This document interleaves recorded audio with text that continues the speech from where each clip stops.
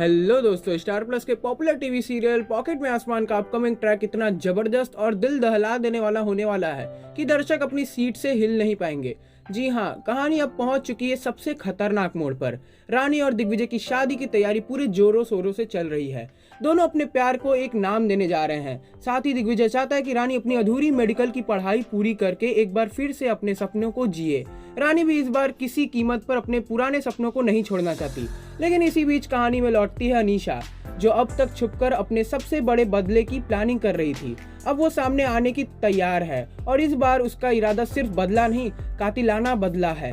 अनीशा की शैतानी प्लानिंग। अनीशा ने इस बार कोई मामूली चाल नहीं चली। उसने अपनी असली चाल छुपाकर खुद को एक फेमस वेडिंग प्लानर के रूप में पेश किया है और रानी दिग्विजय की शादी में का जिम्मा खुद अपने हाथों में लिया है।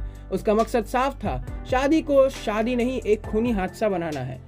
उसने अपने आदमियों से मंडप को ठीक ऊपर एक भारी भरकम झूमर लगवाया। प्लान ये था कि जैसे ही रानी और दिग्विजय साथ फेरे ले रहे होंगे, झूमर को गिरा दिया जाए और दोनों एक साथ मौत के घाट उतार दिए जाएंगे। अनीशा ने अपने आदमियों को साफ साफ कह दिया, अगर दिग्विजय मेरा नहीं हो सकता तो किसी और का भी नहीं होगा। मैं उसके साथ वही करूंगी जो उसने मेरे साथ किया, प्यार का धोखा। अब उसकी मौत बनेगा।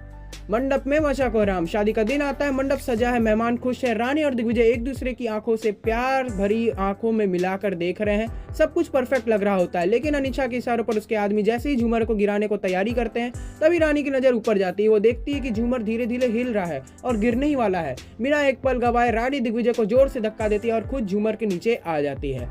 झूमर सीधा आकर रानी के ऊपर गिरता है। सब तरफ अफरा तफरी मच जाती है। मंडप में चीख पुकार शुरू हो जाती है। दिग्विजय तो जैसे सूझबूझ खो बैठता है। रानी खून से लथपथ जमीन पर पड़ी होती है और उसे तुरंत अस्पताल ले जाया जाता है। डॉक्टर की टीम उसे बचाने की पूरी कोशिश कर रही होती है, लेकिन हालत बेहद नाजुक है। वहीं दूसरी तरफ अनीशा अपनी जीत पर मुस्कुरा रही होती है, लेकिन उसे नहीं पता कि पुलिस उसके पूरे प्लान पर नजर रखी हुई थी। अनीशा का होगा पर्दाफाश, क्योंकि पुलिस ने अनीशा की साजिश को पहले ही भांप लिया था, लेकिन वो चाहती थी कि वो एक रंगों हाथों पकड़ी जाए। जैसे ही रानी पर हमला होता है, पुलिस मंडप में एंट्री करती है और अनीशा को हिरासत में ले लेती है। लेकिन अनीशा मुस्कुराती है और कहती है, तुम लोग तो मुझे ले जा सकते हो, लेकिन दिग्विजय का दिल अब टूट चुका है और मैं जीत गई।